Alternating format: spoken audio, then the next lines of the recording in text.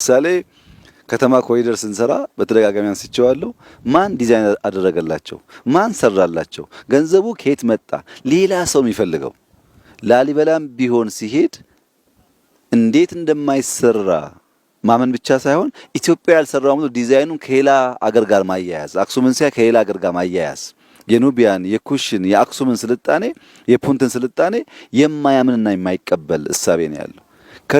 ቀደም ከሰለጠኑት ውስጥ ከቅድመ አክሱም የፑንት ስልጣኔ፣ የኩሽ ስልጣኔ፣ የኑቢያ ስልጣኔ ራሱ የአክሱም ስልጣኔ የነበረበት የዛጉዌ ስልጣኔ የነበረበት ሀገር አሁን ከዛ ያነሰ ስራ ሲሰራ ሲያይ ሌላ ባለቤት ፈላጊ እንጂ ይቻላል ብሎ አያስብም።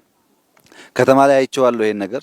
ማንኛውም ስራ ስንሰራ ማን ሰራላቸው ቱ ዘ ኤክስተንት ማን ጻፈላቸው ብሎም ያስባል። አንችልም አይቻልም ባዮች ነን። ተችሎ ስናይም የኛ አይደለም ብለን ባለቤት ፈላጊዎች ነን። እርግጠኛ ሆኜ የምነግራቸው ይሄንን ቪዲዮ በርቀት የሚያዩ ሰዎች ሌላ ሀገር ሄደው ነው የቀረጹት ሊሉ ይችላሉ። ያለ ማመን አለ። ኢትዮጵያን እንችላለን እንበቃለን ብሎ ማመን ላይ ውስንነት አለና ጌታቸው ትክክል ነው።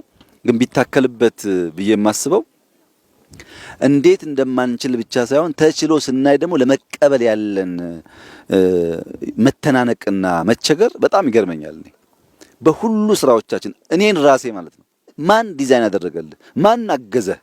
ገንዘቡን ማን ሰጠህ ነው እንጂ ኢትዮጵያ ትችላለች ብሎ ትልቁም ትንሹም አያምንም። ይሄ ደግሞ የእሳቤ ስብራት በተግባር ቁም ነገር እንዳንሰራ ያደርገናል። እንችላለን፣ እኛም ማንችለው ነገር የለም።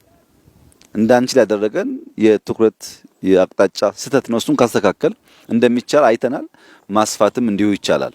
ሁለተኛው ሬድዋን ያነሳው ክሪቲካል ነገር አለ። ለመከተም ከተሜነትን ለማስፋፋት ከወዲሁ አስበን መስራት አስፈላጊ ነው የሚባለው ጉዳይ ከተማ ላይ አንድ ችግር አለ። ሁላችሁም ታስተውሉ ከሆነ መተኛት አይቻልም። አንድ ሰው ታሞ እናቱ ታማ በመከራ ሊያስተኛ ፈልጎ ሌሎች ለራሳቸው ጉዳይ ለሚያደርጉት የድምጽ መታወክ በሽተኛ መተኛት አይችልም።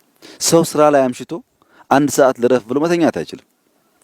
አንዱ ለራሱ ደስታ ለራሱ ነፍስ ስጋ እርካታ ሌላውን ማወክ መብቱ ነው ይመስለው። ይሄ በሁሉ ዓለም የሌለ ነገር ነው። እኛ ሰርጉ የኔ ነው፣ ግን ሌላ በሽተኛ ካላወቅኩ መንገድ ካልዘጋው ሰርግ አይመስለኝም። ለቅሶ የሞተብኝ ሰው እኔ ነኝ፣ መንገድ ካልዘጋው ሌላውን ካላወቅኩ አስፓልት ላይ ድንኳን ካላሰርኩ የኔ ለቅሶ የተከበረ አይመስለኝም። ዓለም እኔ ብቻ አይደለሁም። እምነትም ይሁን ለቅሶም ይሁን ሰርግም ይሁን የግል ጉዳይ እንጂ ሌላውን ሰው የሚያወቅ ከሆነ የሚረብሽ ከሆነ በማህበር የመኖር መሻታችን አደጋ ውስጥ ይገባል። የሰው ልጅ በምግብ ራሱን ለመቻል ነው መሰብሰብ የጀመረው። የሥራ ክፍፍል እያደረገ እየከተመ እየዘመንን መንግስት የፈጠረው።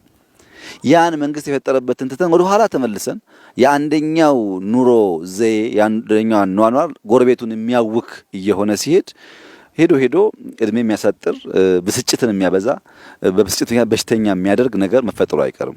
አሁን ይሄን ተመልከቱ። መንገዱ እዛ ማዶ ነው ያለው።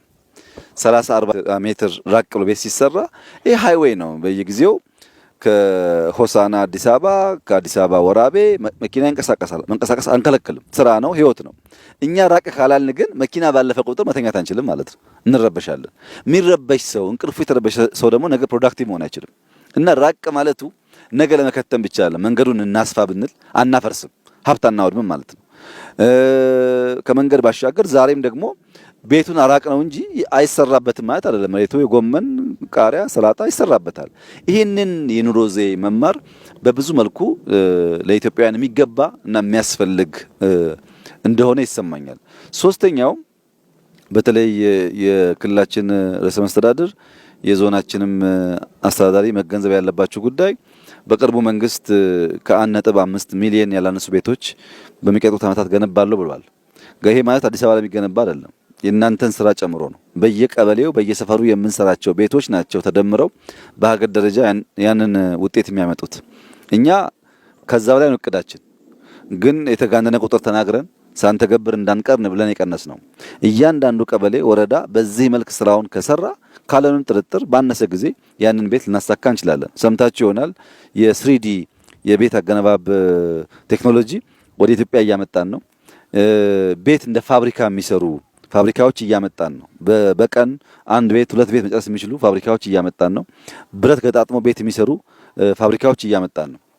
እነዚያ ፋብሪካዎች ግን አንድ ሰፈር ሳይሆን በየመንደሩ መኖር አለባቸው። ከፍተኛ የቤት ችግር ስላለብን በስቶ ጸዳ ያለና የዜጎቻችን ኑሮ የሚያዘምን ቤቶች ማብዛት ይኖርብናል። ከዚህ አንጻር ቅድም ከዞኑ አስተዳደር ጋር ስነጋገር ከወረዳ ጀምሮ 80 የሚጠጉ ተመራጮች አሉ ብሎኛል። በወረዳ በዞን በክልል ምክር ቤት በፌዴራል ምክር ቤት የሚወዳደሩ 80 ገደማ በስልጤ ዞን ብቻ አሉ ብሎኛል። እኔ ለስልጤ ወንድምና እህቶቼ ማሳሰብ የምፈልገው ነገር እነዚህ 80 ሰዎች ቢያንስ 10 ቤት ካልገነቡ በሚቀጥለው ምርጫ አትምረጧቸው ነው።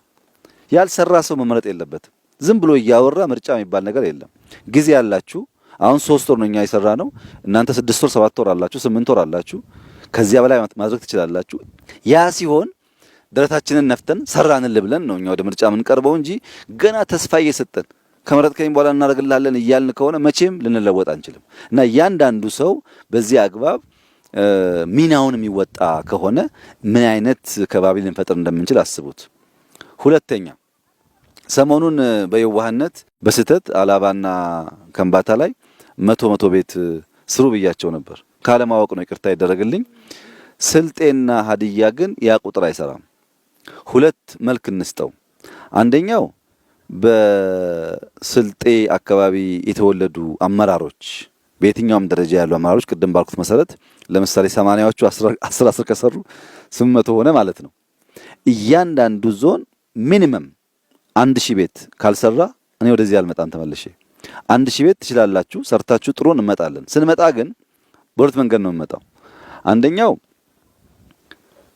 ይሄ መንደር በሺዎች ሲገነባ የስልጤ ተወላጆች እንደው ቢያንስ በሁለት ሳምንት አንድ ቀን እሁድ የ2 ሰዓት መንገድ ነች። በሁለት ሳምንት አንድ ቀን እሁድ መጥተው በጋራ በየቤቱ በልተው ጠጥተው ከተማ ቢሆኑ የሚያጠፉትን ገንዘብ ለአርሶ አደሮቹ ከፍለው ቢሄዱ እነሱንም ሞራል ይሰጣል። ካልቸር አይጠፋም፣ ዝምድና አይበላሽም፣ ማህበራዊ ኑሯችን የተጠናከረ ይሆናል። ሌሎች ደግሞ የስልጤ ተወላጅ አሁን ደግሞ በወር አንዴ በ3 ወር አንዴ አንድ ቀን እሁድ ከሬድዋን ጋር ከሙፈሪያት ጋር ከኡስማን ጋር ጠዋት ነድተው መጥተው ክትፎ አለ አይብ አለ በጣም ብዙ ነገር አለ እዚህ በልተው ጠጥተው ሀገር አይተው ቢሄዱ መዝናኛም ነው